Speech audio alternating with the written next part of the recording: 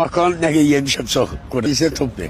Ne nesin topu? Topu verirsem ne vermem. Burada ne demek istiyorsan? Ama sen şimdi bak kardeşim. İnci bir. 4 yıl esir olmuşum. 91'de vuruşalım ben. Ence vatandaşı olmuşum. Ben rahmetli Enver'le oğluyum. Vay Enver. Rahmetli anam. Taktiğin şansa bakmışsın mı? Onu babama iyi değilim. Babama. Rahmetli anam diyor. Kamera yakınca da. Yakınca. Bu ne demekti? Tapsız diyeceğim. Tapsız. Ben hürmetiyim. Tapmasım siz elemezsiniz. Tapanlar komentlerde yazsınlar ne? Bilmediniz yani esirliğinde olanda 90'da Ermeniler vurduğu yerine o vakti vurmaydı. Şimdi var damağa bastılar. Bu bir. Gözüm görmür. Aç elimde. Başım yarımda. Hamısı seçilecek. Yakıya. Ağzımdaki iki ha? Yok. Yoktu gibi.